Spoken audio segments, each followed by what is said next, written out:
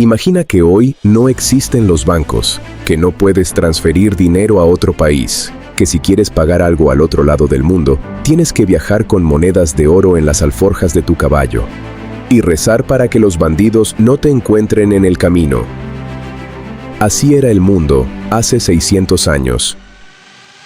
Hasta que llegó una familia de banqueros que venía de la nada, que no tenía sangre noble, que no tenía ejércitos, que no tenía título de ningún rey, pero que entendió algo que nadie más había entendido.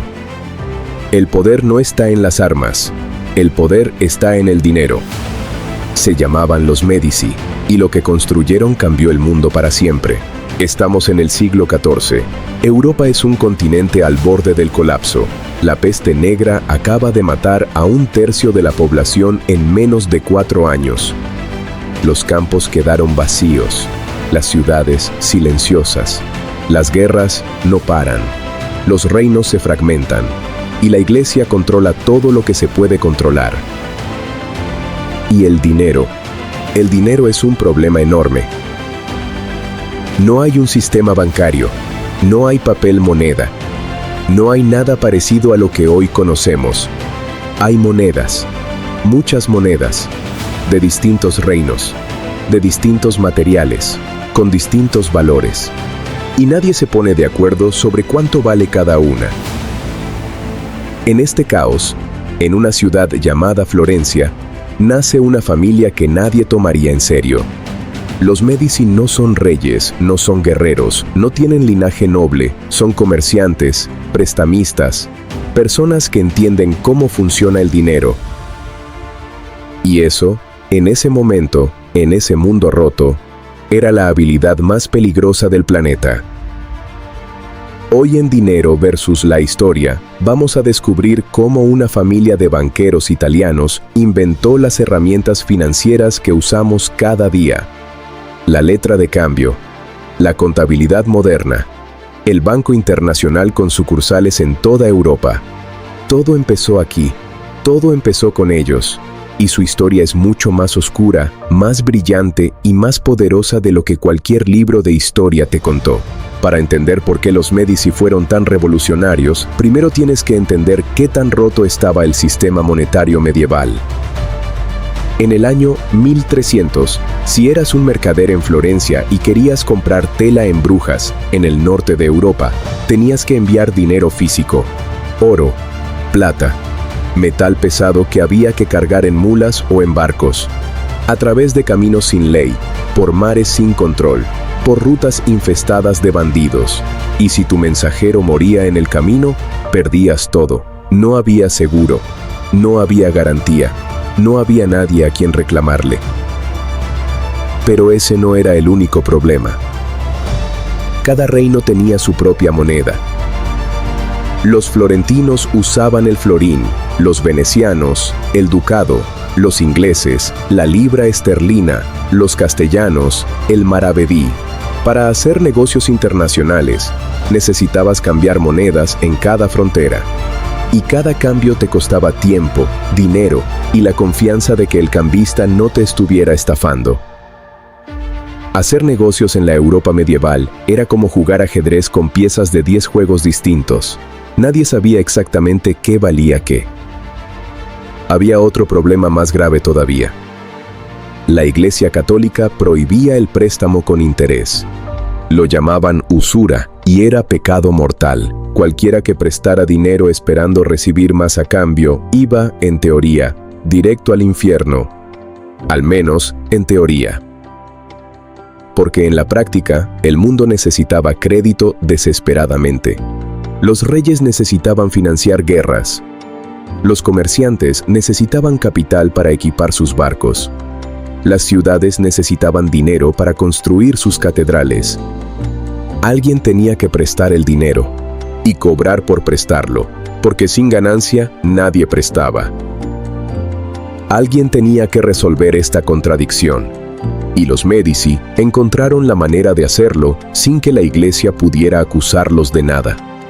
Encontraron la manera de cobrar interés sin llamarlo interés. Y ese truco, esa pequeña genialidad legal, fue el primer ladrillo de un imperio. Giovanni di Bicci de' Medici no nació rico, nació en una familia de comerciantes menores de Florencia. Gente que trabajaba, que contaba monedas, que entendía los números mejor que la mayoría. Pero Giovanni tenía algo que no tenía precio. Tenía visión y tenía paciencia. En 1397 fundó el Banco Medici en Florencia. No era el primer banco del mundo. Ya existían prestamistas en Venecia y Génova.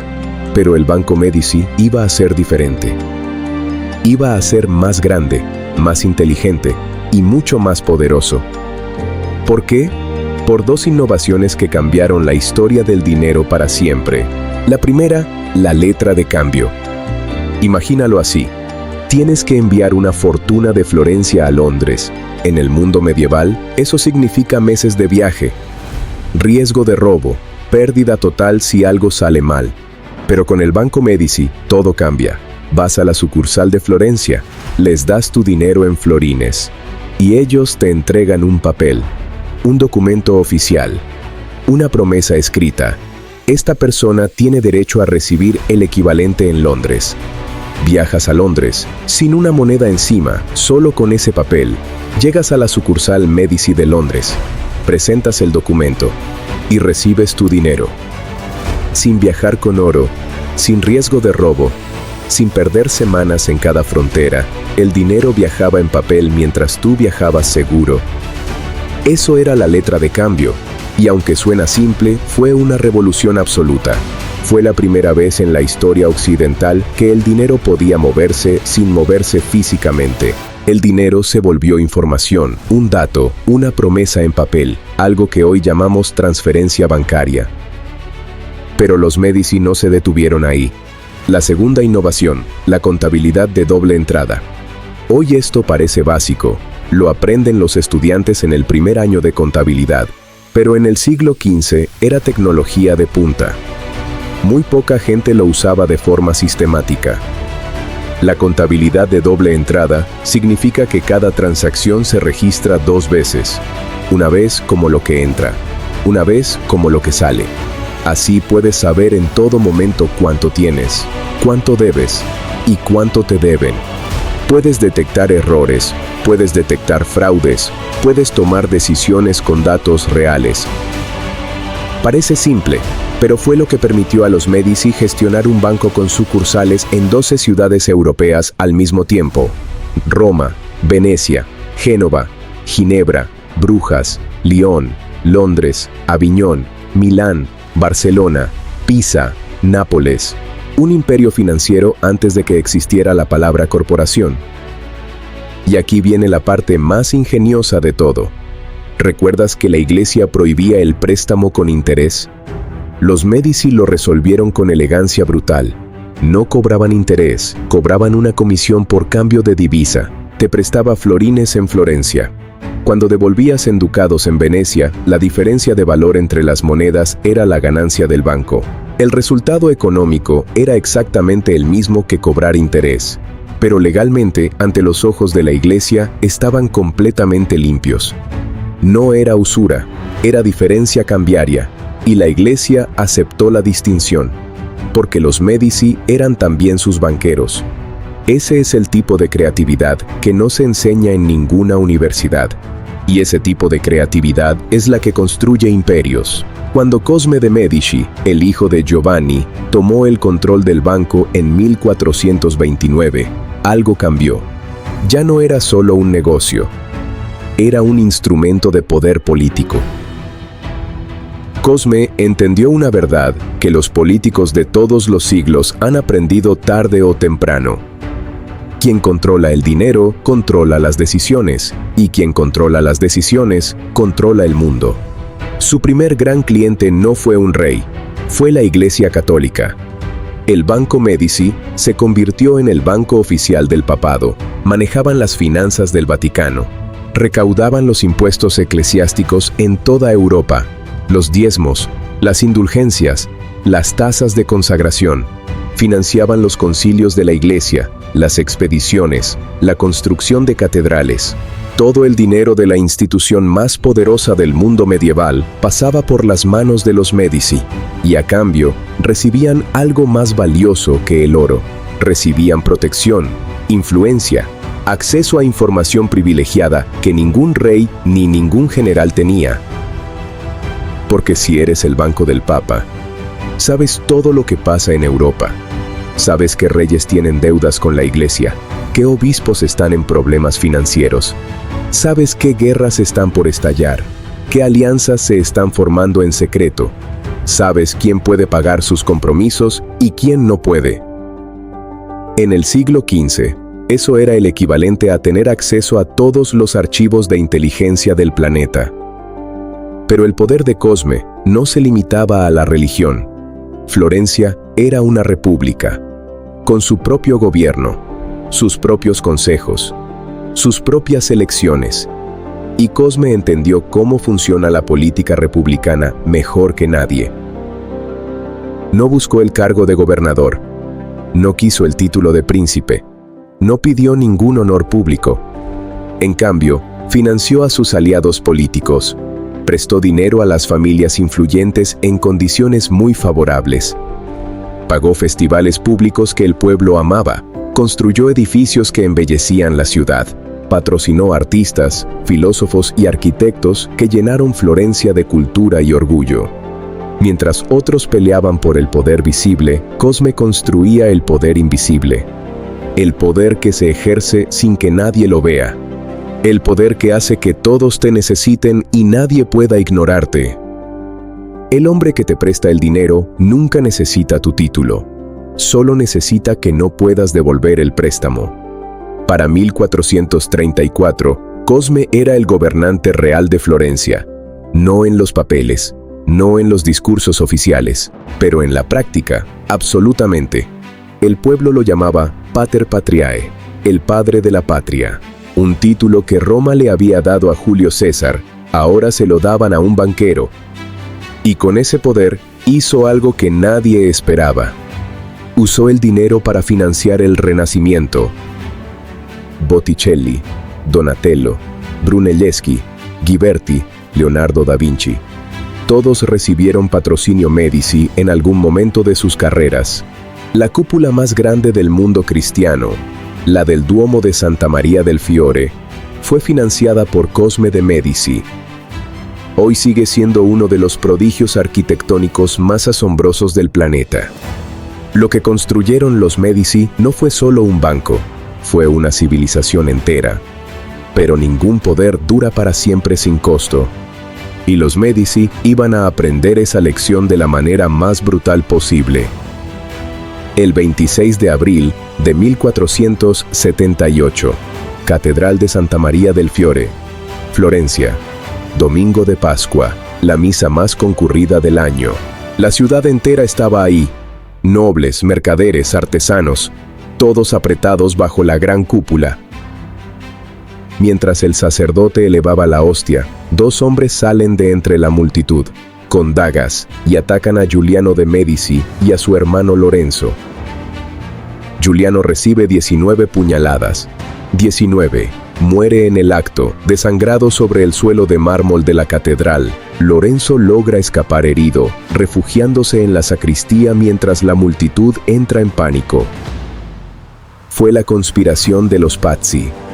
Los Pazzi eran otra familia bancaria de Florencia, rivales directos de los Médici durante décadas. Y detrás de ellos, financiando el golpe desde las sombras, estaba el Papa Sixto IV, el mismo Papa cuyas finanzas manejaba el Banco Médici. El mismo hombre a quien Cosme había servido durante años. Incluso el Vaticano quería asesinarlos.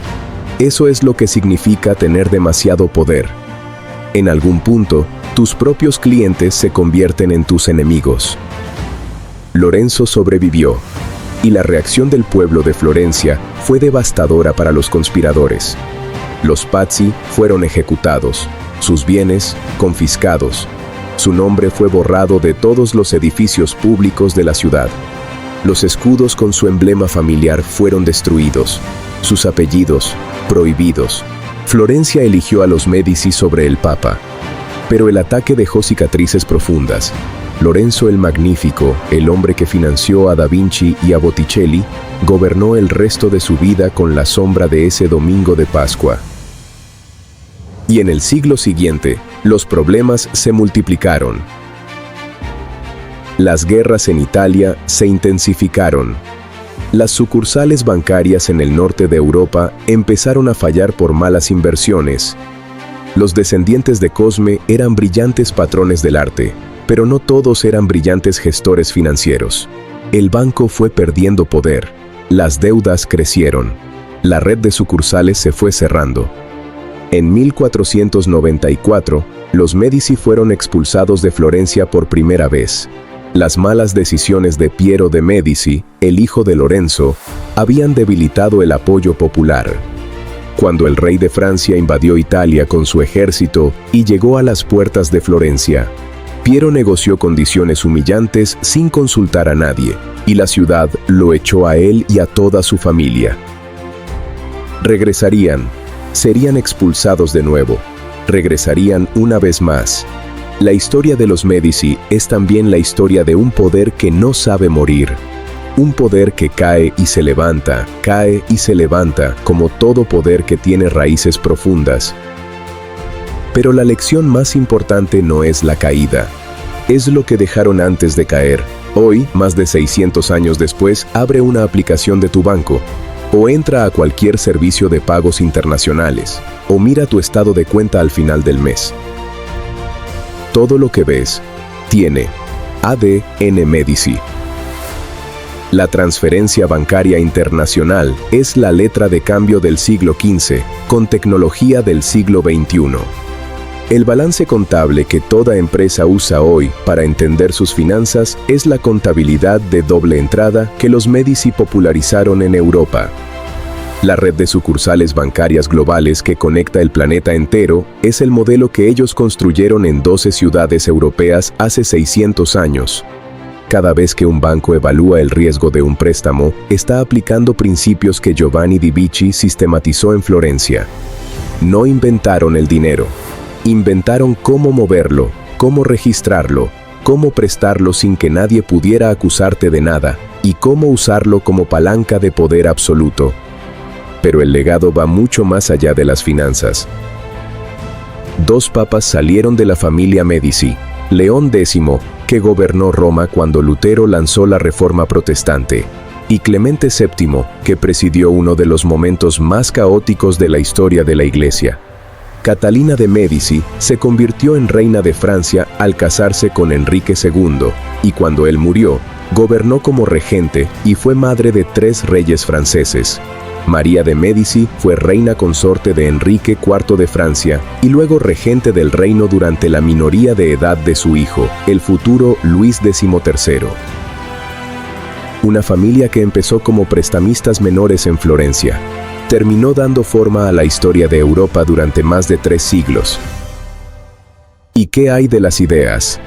Al financiar el Renacimiento, los Medici fueron cómplices del nacimiento del mundo moderno. El humanismo, la perspectiva en la pintura, la anatomía científica, la arquitectura clásica redescubierta. Ideas que rompieron el monopolio mental de la Iglesia medieval y pusieron al ser humano en el centro del universo. Todo eso necesitó dinero, mucho dinero, dinero constante, dinero dispuesto a apostar por artistas que nadie conocía y por ideas que todavía no tenían nombre. Y ese dinero vino de Florencia, y Florencia era los Medici. El Renacimiento fue el mayor proyecto cultural de la historia occidental, y tuvo un patrocinador, no un rey, no un ejército, una familia de banqueros. Piensa en eso la próxima vez que veas una pintura de Botticelli, o la cúpula de Brunelleschi sobre el horizonte de Florencia, o escuches el nombre de Leonardo da Vinci.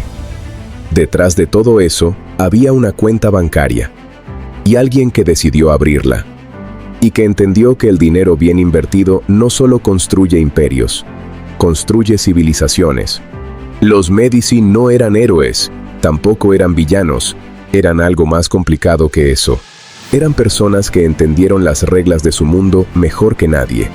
y las usaron para construir algo que duraría siglos. Entonces aquí va la pregunta que quiero que te lleves. ¿El dinero es una herramienta? ¿O es poder? ¿O son exactamente la misma cosa? Los Médici sabían la respuesta desde el primer día, y esa respuesta les dio Florencia, les dio Roma, les dio el Renacimiento, les dio reinas y papas. Déjame tu respuesta en los comentarios. ¿Crees que hoy existen familias o corporaciones con ese mismo tipo de poder silencioso? ¿O el mundo cambió tanto que ya no es posible? En este canal, Dinero versus la Historia, descubrimos cómo el dinero moldeó el mundo. Suscríbete para entender el poder real detrás de la historia. Activa la campana y cuéntanos en los comentarios qué otra historia poderosa y oculta quieres que contemos en el próximo episodio. Porque mientras el mundo sigue mirando reyes y coronas, los que de verdad escriben la historia, firman contratos en silencio. Nos vemos en el próximo episodio.